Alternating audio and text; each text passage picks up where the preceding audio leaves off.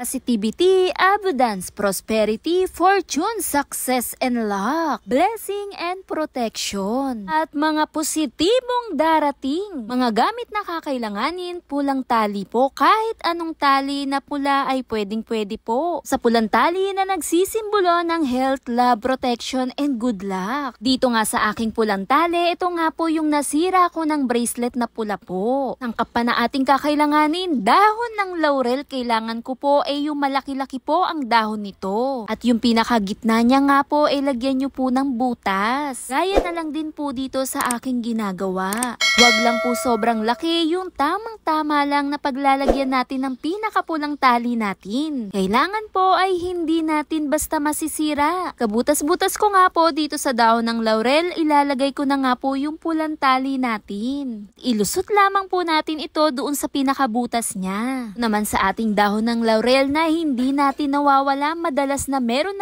tayo, tiyak ang isang malaking daloy din ng mga kita, para din talaga to para sa atin. Ganda rin to para din sa may mga negosyo. Umaakit sa enerhiya ng kayamanan at biyaya. Ang kagandahan nito, proteksyon at good luck na lunas. Masagisag din talaga ito ng kasaganahan. Katapos ko ngang inilusot itong dahon ng laurel, kumuha naman po ko ng cinnamon stick. Iba ang dala nito. Dala naman ng cinnamon stick, nakaka-attract vibration, nakakatulong din talaga ito sa mga blessing na dumadating, prosperity at madami pang iba. Attraction din to sa iyo, sa inyo at sa inyong tahanan. Isa din to, sumisimbolo din talaga sa mahusay na good luck charm. At doon po sa pinakatali, doon sa cinnamon, lusot mo po ito doon po sa dalawang butas niya. At iikot mo po yung pinakatali doon sa cinnamon stick po. Kunin mo naman ang siling pula. Siling pula, nagdudulot to ng swerte at proteksyon, lalong-lalo na sa loob ng ating bahay. Dito nga po sa pulang sili natin, malaki-laki siya at sariwang-sariwa. Itali mo nga itong paikot diyan mismo sa ating cinnamon stick. Kailangan po hindi siya malalaglag, basta maitali nyo lang po ito ng maayos, gaya na lang din po nitong ginawa ko po.